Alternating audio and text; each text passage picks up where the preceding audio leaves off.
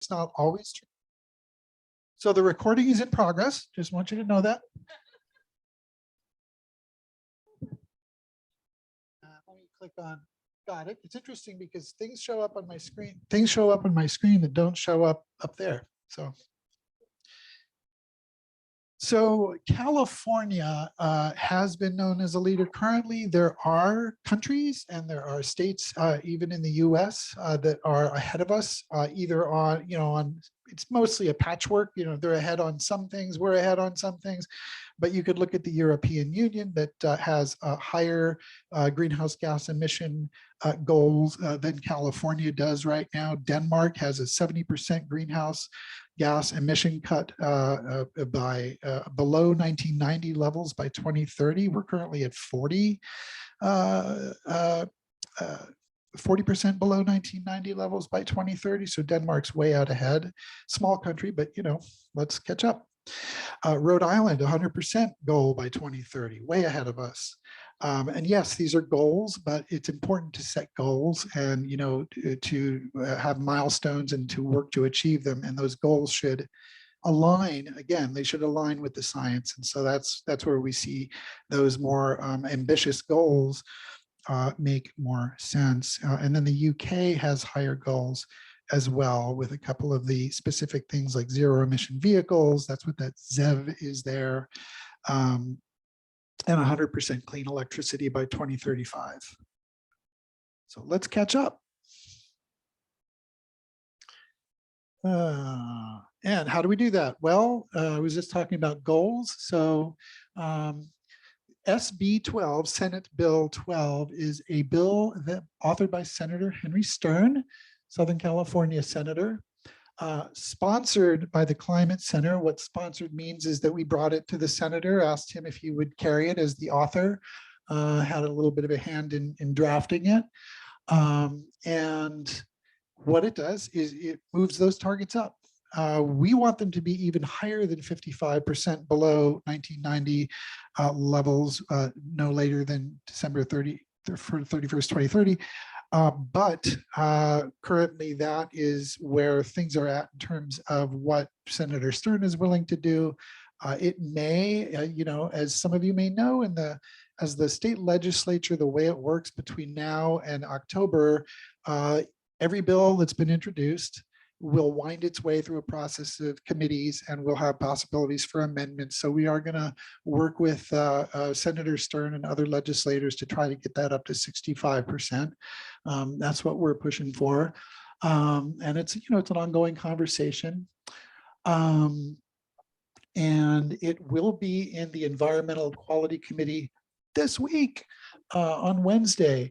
For each slide, what I have done is I have highlighted what you can do. Tom and Chris asked me to have my talk touch on what some things people can actually do. There's all this stuff going on. What can we do about it?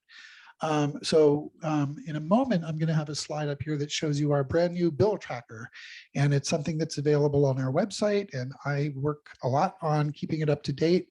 And so you'll find SB 12 and all the other bills that have been introduced on that bill tracker. And by the way, record-setting year for bill introductions this year. I think there's been some pent-up sort of interest in getting bills.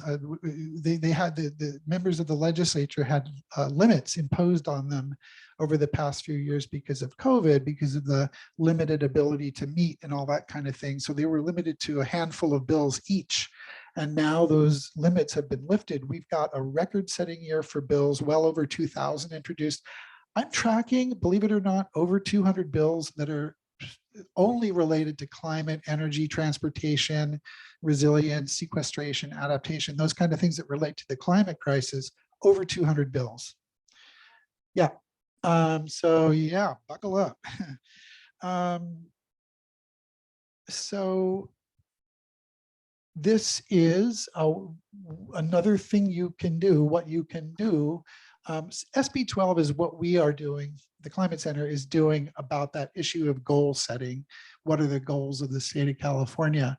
And Climate Safe California, and it's pursuant to Climate Safe California, sort of like the main bill that relates to the Climate Safe California program. So What we'd like you to do is to both log into that bill tracker and send the little message supporting SB 12 and endorse Climate Safe California. If you haven't already, Climate Safe California, again, it's the campaign that aims to get us where we need to be by 2030 through the goal setting and the policies. And I'm seeing Leah's holding up in the back there, there's a QR code, I guess you can put your little magic phone up to, and magic will happen, and you'll be able to log in and do all of that stuff. And it's also in that URL link, and I'm sure this presentation will be shared around. So all of these links are hyperlinked in here. The other bill that we have sponsored this year, authored by East Bay Senator Nancy Skinner, also sponsored by the Climate Center. What that will do, and this bill relates to the community energy resilience part of our work, and it will require EVs, electric vehicles sold in California, to have bidirectional capability. And the charging equipment to be bidirectional. Why is that important? What's that all about? Well, if you've heard much about electric vehicles, one thing you maybe have heard about them is, oh no, we can't have electric vehicles because that would be way too much load, way too much demand, and you can't plug in all those cars. We can't, there's already been rotating outages, even with the current situation. Well, it turns out that electric vehicles are actually little power plants on wheels, and you can use them on any given day. They're not always being driven. And there are certain vehicles, certain fleet vehicles in particular, like school buses, that have what's called a duty cycle, where the times of day when there's power needed on the grid is the time of day when those buses are parked. And so you can actually use those buses, you get a cumulative amount of energy capacity from those vehicles. We currently have a little over 1 million electric vehicles in the state of California. It's projected to be about 8 million. That is you add up all that capacity, and it is about 80 gigawatts of power. The maximum California has ever used is about 52. So it's an enormous amount of potential in the electric vehicles to serve not just as a way to get around without any tailpipe emissions, but as a means for both managing the grid, which was what I was talking about, but also using those vehicles at times when there may be for emergencies, for grid disruptions, when you need to power, say, a rec center like this, like where people could go if there's some kind of emergency and the power is out. Vehicles could be used to plug in and keep things charged, and people can do that with their own vehicles at their own homes as well, but communities can do it too. So this will be in committee soon too, so keep your eyes on it in our bill tracker, which is right here. So our new bill tracker, new this year. I used to do this kind of thing sort of manually, and now we have an actual sort of design platform that is much easier to use and is searchable, and it focuses. Why is it better than going to the state's website? Well, the state's website has all the bills, and those are on any number of issues. We curate what we feel is important relative to the climate crisis. So it's not 2,000 bills or more. It's quite a bit less than that. And even we're not going to put 200 bills on our bill tracker. It's probably going to end up in this session being close to 100 bills. So it's a lot, but it's not something that's completely impossible to sort of keep track of. So that's something you can do, be aware of, use that bill tracker, and give us feedback on it. This is the first year, so working out bugs and that kind of thing. And now I'm going to talk about other things you can do, starting sort of at the international level and then bringing it back to the local level. The United Nations has these sort of annual conferences of the parties that get a lot of attention at least in the circles the news circles I sort of pay attention to, my news feed. A lot of attention every time they meet and talk about addressing the climate crisis. One thing they actually never talk about at these intergovernmental panel on climate change meetings is actually phasing out fossil fuels, the source of the problem. And so this initiative called the Fossil Fuel Non-Proliferation Treaty was initiated by the island nations, the Malvinas, the Maldives, the folks in Kiribati and elsewhere in the Pacific.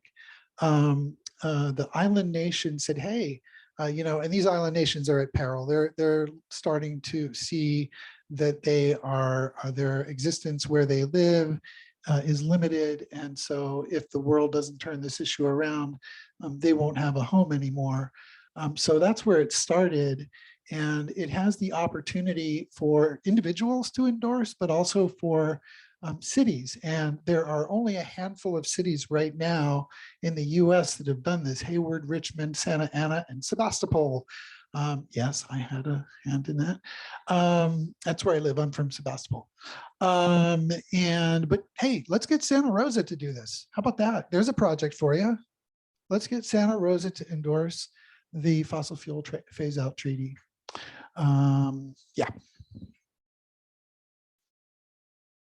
Then going to the US, sort of the national level, we did have a historic bill passed in the US, and it has an unprecedented amount of money available, both in the form of tax credits as well as rebates and incentives. The tax credits, a lot of them, or perhaps even all of them at this point, are already available for clean energy, for home retrofits, for a whole raft of things that you might do, vehicles, things like that. And so tax credits, and then there are also incentives that will be coming later on. It looks like I don't have the, oh, so the incentive piece, what you can find is on Rewiring America. They have a list of some of the incentives that the state of California, each state needs to work out its program for how it's going to provide the incentives for individuals. So that is still in the works, and it's either going to be later this year or early next year when those incentives for all kinds of home appliances, clean home appliances, and energy retrofits and things like that can be obtained. Another thing that's coming up this week, the Bay Area Air Quality Management District is holding a hearing again on Wednesday. A lot of stuff happening on Wednesday, March 15th. They are voting on a first in the nation, first ever rule that would require appliances to be zero emission at a certain point in time. And so that means, electric heat pump, dryers, all kinds of other, induction cooktops. So this is about getting gas, fossil gas out of the home, which is both, by the way, indoor air pollutant, as well as because it is mostly methane, it is a very potent greenhouse gas. So that's happening on the 15th, and the hyperlink that's in the presentation takes you to a page that has all of the information you'd need to dial into the Zoom and make your public comment, and there's talking points and all kinds of stuff there. So we talked about Sonoma Clean Power earlier, and again, the Climate Center had a big role in that, and we're really happy with the fact that it's there. They're going to be celebrating their 10th anniversary next year, doing a lot of great stuff, but they can always do better, and they need people like you to step up and encourage them to do better, to become familiar with what that new agency that is open to the public. You're entitled to go to their decision-making meetings, learn about what they're doing. So they have monthly board meetings, and they have regular community advisory committee meetings. So they also have, how many folks here have heard of the Sonoma Clean Power Advanced Energy Center? About half the room, it looks like. So, and how many have been there? Okay, so good. So not quite a number of you have not visited. I'd say there's something you could do. Visit the Advanced Energy Center. It's really cool. It is a sort of showroom of things that you can do to basically it's about electrifying your home. We call it beneficial electrification. It's about getting away from fossil gas. And so it's right on 4th Street, 741 4th Street. So not far away at all. And they're open quite frequently, you know, just regular hours. And they have a mock-up of a kitchen with the induction cooktops, and they do demonstrations, and they actually have a number of events there. They have a little auditorium where they do events. They have the demonstrations. They have, you know, sort of the appliances that I was already talking about there, the heat pump HVAC, heating, ventilation, air conditioning systems, and water heaters, and all that good stuff. And you can talk to the people there. They can explain to you why it's important to do it, plug you in with the installers and the folks that can do it. So anyway, Advanced Energy Center, I highly recommend it. Attend meetings and events. I've already mentioned that. And you'll see them around town too. They have little booths at farmers markets and things like that. So look for them. And they have a community advisory committee, and every year there's an opening of sort of the, you know, an invitation to join. There's seats that become available. So if you're wanting to do something to serve the community, you could maybe join their community advisory committee. Learn more about electricity than you ever thought you would learn. So in my spare time, I work with a group called the Coalition Opposing New Gas Stations, and it's not climate center work per se, but I'm mentioning it here. I'm aware that I do it, and they're supportive, so that's okay. But if folks here don't know, we've had a campaign underway in 6 cities, including Santa Rosa. So Santa Rosa, Petaluma was the first in 2021, and this is about cities that have permanently prohibited the construction of new gas stations in their cities. So Petaluma, Rohnert Park, Sebastopol, Santa Rosa, and Windsor have done this. And the county, Sonoma County, tomorrow at 1:30 at their meeting, has on their agenda an ordinance to permanently prohibit the construction of new gas stations in unincorporated Sonoma County and to prohibit the expansion of the pumping infrastructure at existing stations. So that would be the first county in the US. Petaluma was the first city, and Sonoma County will be the first county in the US to do something like that. So that link at the bottom in blue is the meeting details. It's happening. It's scheduled for 1:30. You know, you never know with these agendas, but that's what it's scheduled for. And hopefully it'll happen, and we more the merrier to chime in and encourage them to vote yes. So a couple other things here, and I'm almost done, but you know, this is a sort of a combination quote here. The only realistic way, from a number of sources, the only realistic way to make the transition at the speed and scale needed in time to avoid irreversible warming is to reduce overall energy uses substantially by scaling up efficiency and scaling down economic activity consumption, right? As we transition to a renewable-based electrification.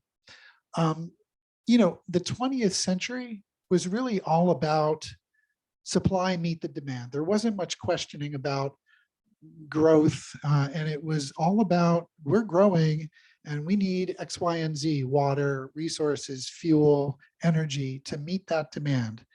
No question, no, you know, don't ask any questions about that. Things are changing. Things have flipped on their head, and we must look at a sort of inverting that and saying, how can demand meet the supply?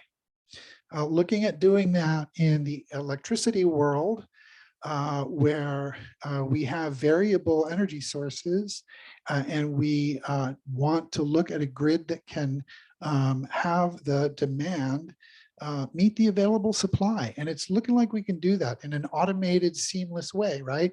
But that's not all. We really shouldn't just be trying to meet the demand of woefully, radically inefficient or unnecessary sort of luxury items or simply just inefficient items. So it's super important that the precious solar and wind and other clean resources that we can develop are used not for wasteful things, but for things that we really need, because we can only deploy so much of it. And so that's sort of just my little visual of what I'm talking about. You know, a lot of people drive these kinds of things, and I got to tell you, in my view, they are not necessary, and we have to scale down. So we also, here in Sonoma County, we like to talk about Sonoma County being a model or setting an example. You know, California has been a leader on climate issues, and a lot of the California leadership has started in Sonoma County. So, you know, Sonoma County is looked to as a leader from other counties in the state, other parts of the state. And so what this slide is talking about is that Sonoma County had a big effort underway at the Regional Climate Protection Authority, which is, by the way, Sonoma County is still the only county in the state that has its own regional climate protection authority, county level entity that has a mission to coordinate the greenhouse gas reductions within the county, right? So they had this big plan that they were working on for quite a number of years.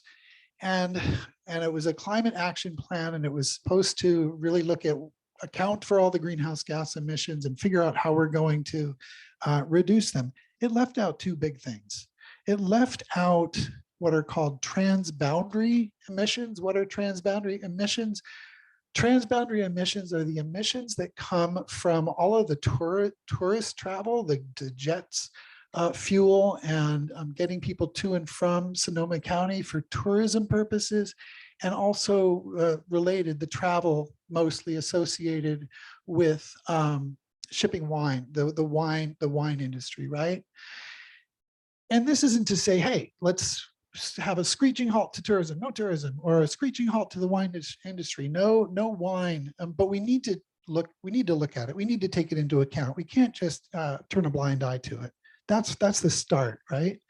And we need to account for it accurately. I think there are things we can do on tourism where we can all still have fun and tourists can tour and that kind of thing, but maybe less of an approach on global tourism and putting ads out and bringing people in from far-flung corners of the world, and look more at regional tourism, right? To reduce greenhouse gases by inviting more people that live closer by to tour, to visit Sonoma County, that kind of thing. And likewise with the wine industry, look for ways to have a robust economy that's maybe not so dependent on a single commodity that, has maybe, it's wonderful. I love wine, I drink wine, but I think that we can have a robust economy here in Sonoma County that's not so dependent on something that does have these transboundary emissions, and they're significant.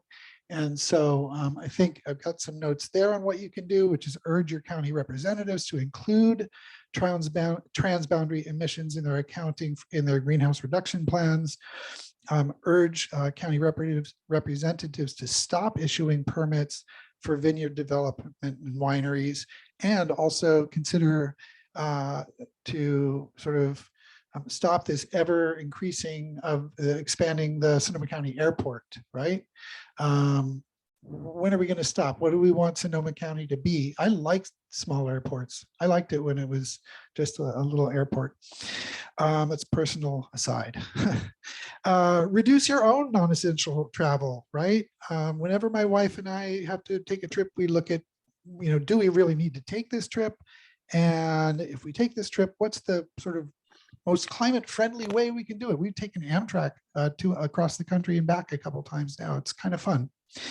And just reduce consumption in general. I think I'm almost done. Oh yeah, so we do have, and we have in the room, and I think someone else is going to introduce this a little bit more, but this is so down to the local level, our climate center rapid response team. And these are folks that go out in the community and talk to people and talk about the climate center's programs, and you can sign up, you can get involved, you can be part of the rapid response team, and they do fun things like go to farmers markets and have tables and talk to people and have fun, you know. So the climate issue isn't all sort of gloom and doom. We try to have fun. And I think that's everything I had to share. And I hope I didn't go too far over or too far under. And I got a thumbs up there. So that's obviously my contact information. So feel free to, you know, call me anytime. And I left some cards out on the table there if you would like to collect one of my cards. Thank you very much. Somebody up from the climate action team to have them talk? Jane, or who would like to come up and, okay, And then Q&A after, okay. sure, yes, I'm happy to stay for questions.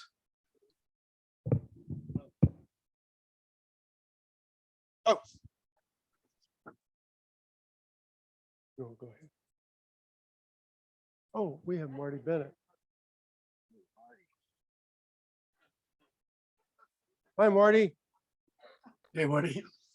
Hey, Tom. Is there something else I need to do? Maybe it's this. I think you're good. Okay.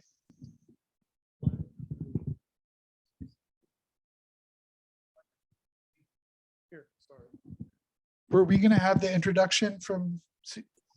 Very Oh. good. I have some comments as I was recently at the Advanced Energy Center, and you went through very thoroughly on what we can see, but maybe I missed the part where they also cover the stacked rebates or price savings mechanisms that are available for each and every one of those items. And I was blown away. I didn't know that besides the federal deduction, what are they? They're not deductions, but credits. There are two areas where you can get additional amounts, $3,000-4,000 on some of these items. The nice thing is that they aren't limited. If you get them from Advanced Energy Center, you can also get a rebate from, I think it's BayREN, they said. I don't know what that stands for, but you might make a comment on that. Yeah. And so you have three ways to save money on a hot water heater, on a induction stove, etc. So you didn't mention that, and I thought that might be an extra incentive for people not only to go there, but to buy those things. Thank Right. you. Right on. No, it's a great question, a point that Jim raises. Again, the term is stacked benefits, and Sonoma Clean Power can talk to you all about that. And what BayREN stands for is Bay Area Renewable Energy Network. So they're one of these. That one's a little bit more obscure to most folks, but you can stack federal, state, and regional.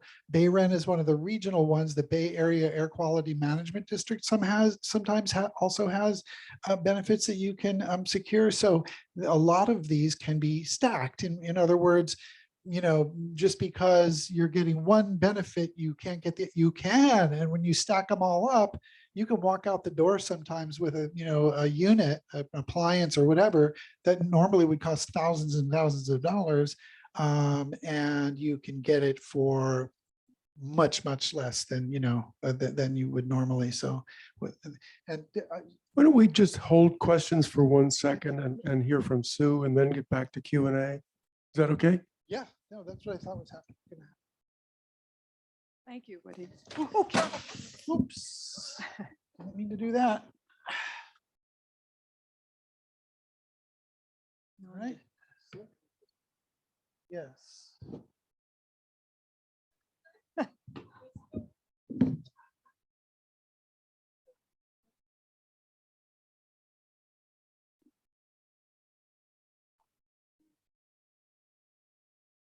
While he's fixing that, thank you, Woody.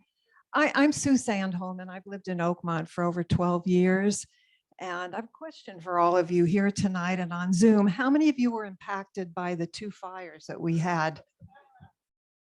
A few of you. And I'm sure all of you know someone who was. Well, after evacuating twice, I decided I needed to do something. I needed to help in whatever way I could. And my husband and I do have an electric car, but I wanted to do more than that. So I volunteer with the Rapid Response Team, which is an affiliate of the Climate Center. So I'm going to be talking about other ways, other than what Woody mentioned, that you can help out on a local level on a daily basis, weekly basis, monthly basis, whatever you're comfortable with. And Chris, I have notes too. So what do we do? The Rapid Response Team applies pressure on legislators, corporations, and individuals to pass climate-related bills or to cease destructive actions that promote climate change. We also take time to thank these entities and legislators for what they do, for taking bold action to curb climate change.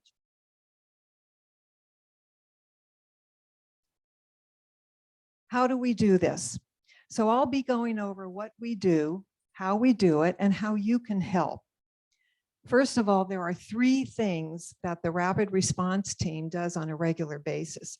Number 1, and this is something you can sign up for tonight, Rapid Response, and that's exactly what it is. Each week, we receive early in the week 2 to 3 scripts via email, accompanied with translations of what they mean, a little background information, names and email addresses and phone numbers of people or entities that we are contacting. So each script has a background information for you. So if you're not familiar with, for example, SB 12, it will explain to you what it is, how it came about, and where it is in the process of being passed. It takes me about 15 minutes a week to do this. So this is something that everyone can do. Number 2, you can sign up for tabling. And Woody mentioned this. He had a picture of our table at the community farmers market. We'll be there this Saturday. Come by and say hi if it's not raining. And it's fun and it works. So what do we do while we're there? We chat, we talk with people, we have people sign petitions, we hand out paperwork for them to educate themselves. We have games for the kids. And now this year, we're going to present puppet shows to educate the people that are passing by. What a great idea to spread the word. And of course, we ask people to sign up to be rapid responders. And we have gotten a few. I believe we have over 80 people now. And this is a local venture.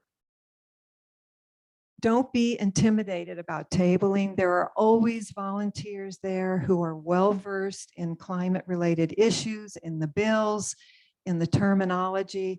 And you can do whatever you wish at the tables if you want to just sit and listen or chat with people as they walk by, distribute handouts, whatever you're comfortable with. You can do this whenever, once a month, once a week. We table at different farmers markets all over the county. And number 3, we do community outreach, and this is something you can help with too. For example, we present slideshows, which are very professionally done, by the way, and activities to organizations like local churches, senior centers. Perhaps you are involved in a church, and what you can do is ask your church to have us come and do a presentation. It's well worth it. It really is. It's very well done. Maybe you belong to a club or an organization. You could talk to them about having us come and present our slideshow with follow-up activities. We also go into the classrooms because kids need to hear about this too, and kids need to know that they can help. We always have follow-up activities for them, and the high school students actually write postcards right then and there to legislators. But the important thing is we leave them, because they're the generation that's going to really be impacted by climate change. We leave them with a sense of hope.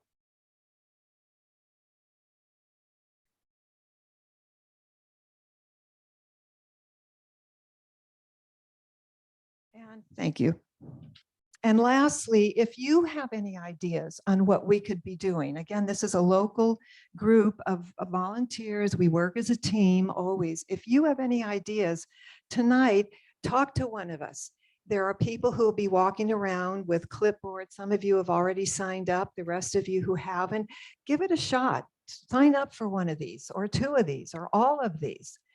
And know that as a team, you know this, we get things done. And as a team, working together gets things done. Those of you who are on Zoom, and I think we can still do that, right? We have we have contact information in the chat of, okay. So those of you on Zoom, you can contact Jane Bender. Jane, stand up. And she will fill you in. You can sign up with her over the phone or email. So come and join us. We're a great group. We're passionate about what we do. We'd love to have you. Seniors are important.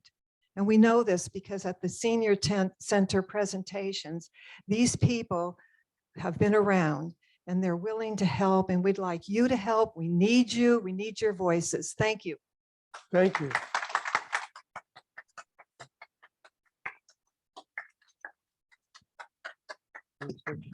Okay, I'm happy to go. Okay, right, you were next. So go Just ahead.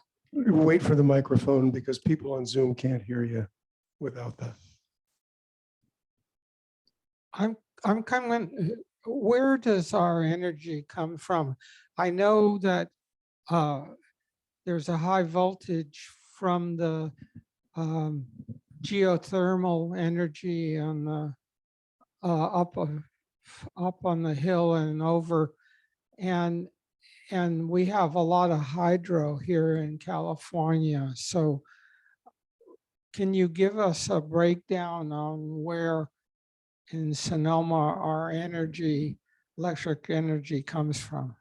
Sure, and it is also important to think about it in terms of where does your electricity dollar go? In other words, what energy sources are you paying for with your electricity dollar? Because since Sonoma Clean Power came into existence, you have choices, right?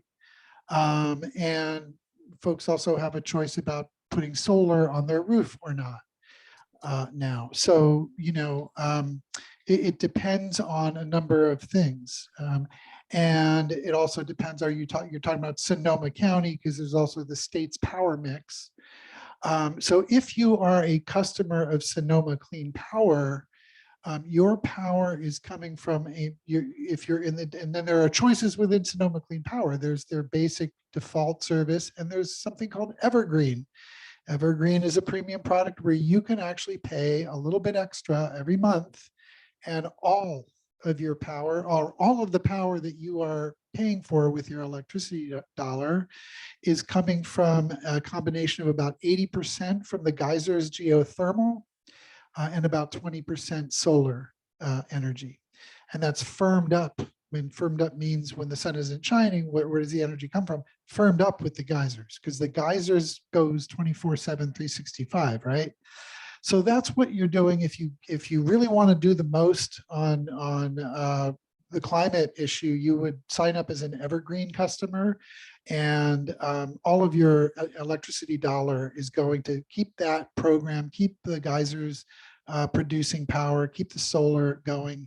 And then it's a much more complicated thing to talk about the mix that changes all the time, the power mix, both in the state and in Sonoma Clean Power's basic service, which has some fossil gas still, and has a bunch of solar, some geysers power, some wind power, and a bunch of hydro power. So it's a mix of power sources, each community choice agency around the state, 26 of them, each one of them has their own what's called a power mix.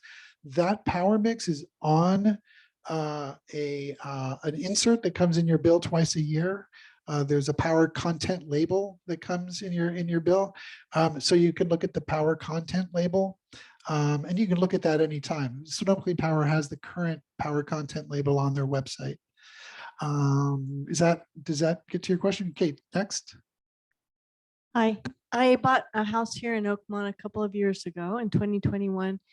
And the inspection report I received said that the roof is going to need to be replaced in a couple of years.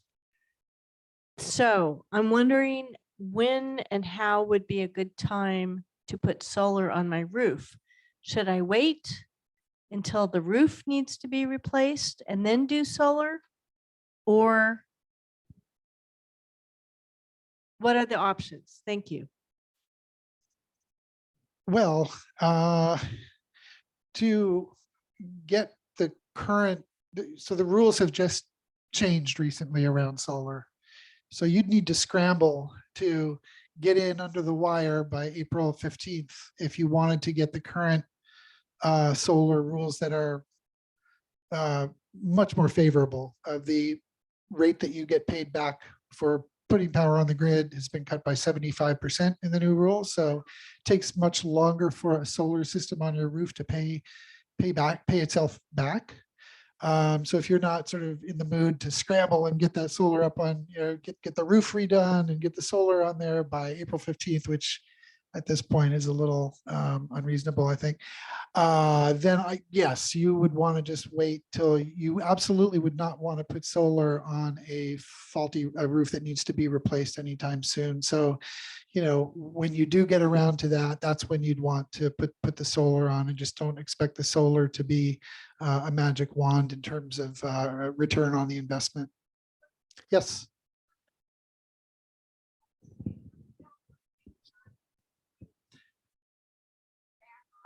Yeah, so what Jane is letting Yeah, me know. that's a bad rule. Yes, Jane, thank you for bringing that up. There are efforts to delay the implementation of the changes, delay it from April 15th, have the CPUC reconsider.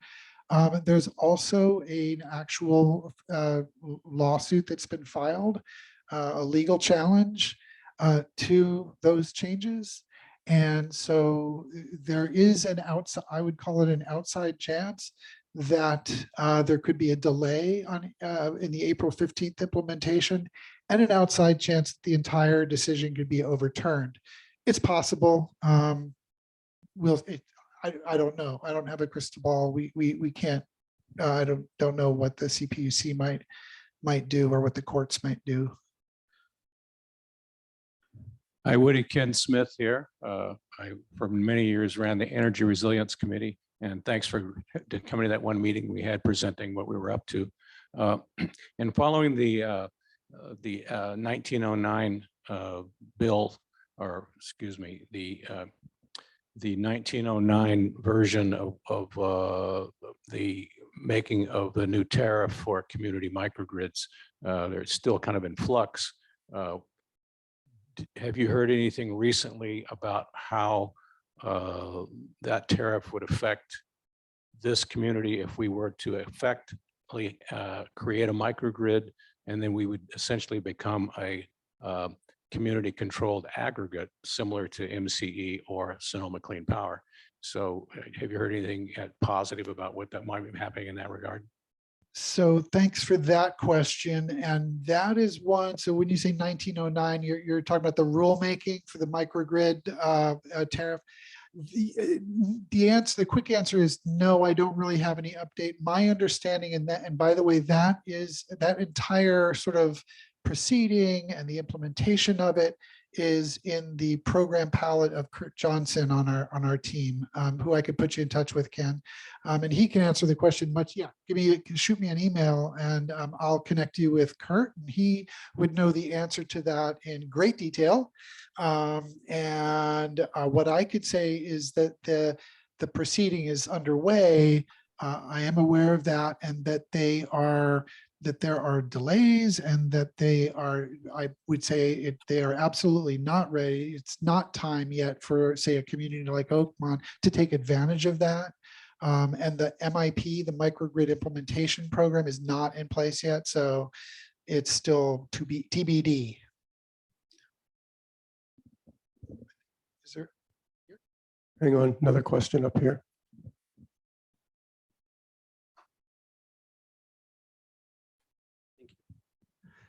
I recently bought a house, my wife and I, 3 doors down from the rec center. So I thought I'd stop in tonight and join in this group. And what I wanted to say was that I went over to the Advanced Energy Center and learned a variety of things. But this comment, in addition to what I said before about having different sources of rebates and everything, that's really something you ought to go up and see. When they tell you, and this would have $4,000 off and it costs $9,000 or whatever it would be, it starts making it less difficult to consider a purchase when you see that across the whole spectrum of items. But in terms of what money you get back for extra energy that your solar panels may produce was something that I just learned the other day, since we just bought this house that does not have solar on it. The last 3 homes, and I've moved several times in the last 20 years, we have put solar on each one, and this will be the 4th now. And so I called to see whether we were currently under PG&E or SunPower. And I was told at SunPower that you're currently under SunPower when you start your electricity in Oakmont. And if you don't want that, that's fine. You can opt out, but you're automatically in Sunrun. Maybe it pays to check on that, but that's what they told me. So the name of the local public not-for-profit agency, yeah, it's Sonoma Clean Power is the name of it. So that to avoid confusion. Okay, in terms of the NEM, the money that comes back when you're with PG&E is different from with the supplier of your electricity. And I thought it was SunPower. So what I was told was that they pay in this area then the standard retail rate for electricity for each kilowatt hour that they take back from you as your excess. When I lived in Vacaville, what they did is they gave you back based on the wholesale rate. The wholesale rate and the retail rate are obviously quite different. So if they're at 20 cents per kilowatt hour for retail and only 5 cents for wholesale electricity, and you're paid at I have a bit of laryngitis, excuse me.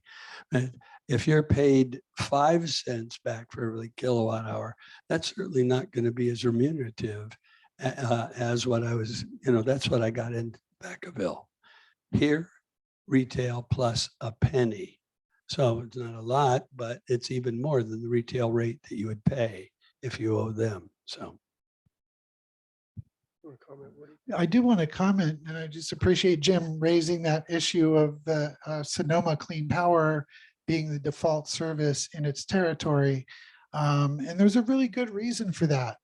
It's really fundamentally why I was interested in the first place in community choice aggregation, which is what Sonoma Clean Power is, because it advances energy democracy. Prior to Sonoma Clean Power coming on the scene, unless you could afford solar panels, you didn't have a choice. It was pay your bill. That's why they came up with the term ratepayer. You weren't a customer of PG&E. You were a ratepayer because you didn't have a choice. And that's all around energy democracy. And why did the law that created a community choice aggregation back in 2002? Why did it make the community choice aggregator the default service in its territory? Well, it did that because let's remember that PG&E is a for-profit entity. It's not a public utility. There's a lot of confusion about that. They are a regulated monopoly utility that has shareholders and they're in the business to make a profit, and they do. And Sonoma Clean Power is a local governmental agency made up of representatives from the county and from the 8 eligible cities. Healdsburg has their own fully publicly owned utility, right? So it's representative, that's accessible to the public. It's run by, at least theoretically, accountable elected officials. And so the legislature deemed that that should be the, just like, for municipal water, municipal waste service, municipal electricity service. It's the default in your territory. And Jim's right.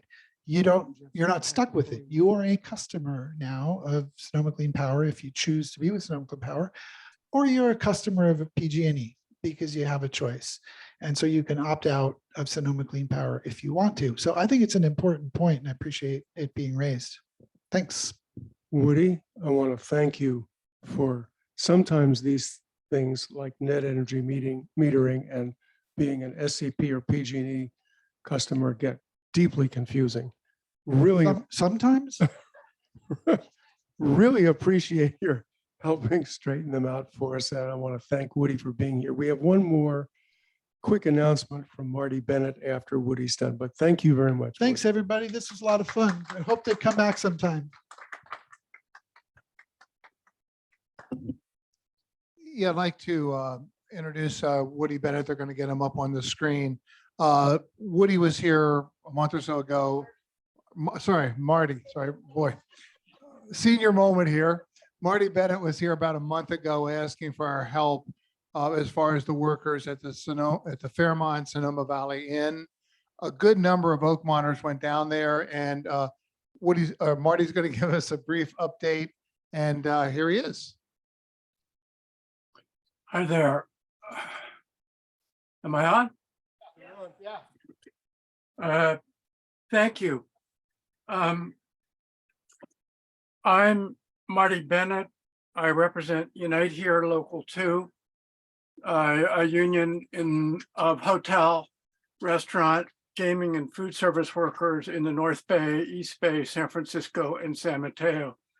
I just wanted to take 4 or 5 minutes and give you an update about our organizing campaign at the Fairmont Sonoma Mission Inn in Boys Hot Springs. But I do want to emphasize, and I thank Woody for his terrific presentation, there's direct relationship between unionization in the hospitality industry and the climate crisis. And we have many academic studies that demonstrate low-wage workers are commuting farther to work than high-wage workers, and particularly disaster counties like our own of Sonoma County, where we're experiencing substantial displacement by low-wage workers who simply have to move to more affordable housing markets such as Vallejo, Lake County, etc. So there's a real direct relationship between the kind of campaign that we're moving at the Fairmont and the climate crisis.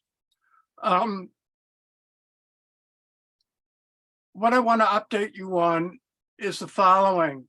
For those of you who don't know about this organizing campaign, about a year ago, 30 workers formed a workers committee to start organizing at the Fairmont Sonoma Mission Inn in Boys Hot Springs.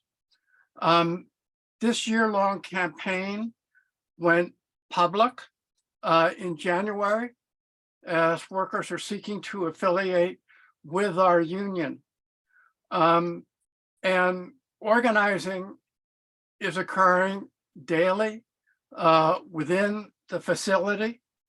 And we have this robust workers committee that meets on a weekly basis to plot strategy and tactics. On February 9th, there was a vigil for justice in front of the facility. 250 people turned out for that. More than half the participants were from the Sonoma Valley. And the workers, and there was about 25 workers present who were exceedingly excited and pumped up by the huge display of community support for this campaign. The day after that vigil on February 9th, leaflets were circulated with pictures of speakers and the crowd, titled "The Community Stands with Workers for Good Jobs, Safety and Respect." For those of you who are not there, our speakers included Father James Frederick from St. Leo's Parish, Cleve Jones, the AIDS activist, a representative from Assemblyman Damon Connolly's office, and workers from the hotel, as well as workers who are working at facilities in San Francisco, Fairmont, where the pay is $5 to $7 an hour higher because they are unionized. And the very good news is that the workers were really emboldened by this community support. And the Oakmont and Progressive Democrats had the largest contingent of any community organization. You turned out about 12 or 13 people. Brookfield Private Equity, which was the owner of this facility, and the three unionized facilities in San Francisco and the East Bay, they are an 800 billion private equity firm. They have unlimited community support. They have unlimited resources to run a campaign of harassment, intimidation, captive audience meetings, etc., inside the hotel. We filed 9 unfair labor practice complaints. These probably will not be adjudicated by the National Labor Relations Board for another several months. But Brookfield currently has hired a union busting firm, and 6 of their staff members are living inside the hotel. They are running this anti-union propaganda and harassment 7/24 around the clock. So our union has rented office space near the hotel. Organizers talking directly to workers. We have weekly meetings of our robust leadership committee, and there's just been no date set for the National Labor Relations Board election. Also, you should know that this is a national campaign, and organizing is going on in 2 Brookfield Fairmont facilities in Washington, D.C. as we speak. What happens in the Sonoma Valley is going to affect those campaigns on the East Case. We do not know how long this is going to take. Organizing the Petaluma Sheraton in Petaluma took 6 years. Organizing the Santa Rosa Hyatt in Santa Rosa took 18 months. But community support is absolutely essential. We are very grateful for the support that came from the Oakmont Dems and the Oakmont Progressives. And we're going to have more events and actions. We're going to have petitions to be signed, etc. And your voice and your presence in these demonstrations makes a difference. And just to emphasize, the Fairmont facilities in San Francisco, housekeepers earn $28 an hour plus $13 an hour in comprehensive health care and retirement benefits. The non-union Fairmont Sonoma Mission Inn is paying housekeepers $21 an hour. Healthcare is totally unaffordable. And the union housekeepers have a very excessive workload. We want to change this here, and we want to change it across the entire industry in hospitality. And this campaign, it's simultaneously a campaign for economic justice, for racial justice, for gender justice, and for climate justice. So thanks again. And I'll put in the chat a link to an article that appeared recently this past Sunday in the San Francisco Chronicle about the organizing campaign, and my contact information if you'd like to get in touch with me. Thanks very much, Marty. And we'll make sure that all of this information goes up on our websites for the Oakmont Dems and the Oakmont Progressives, so you can always access it there.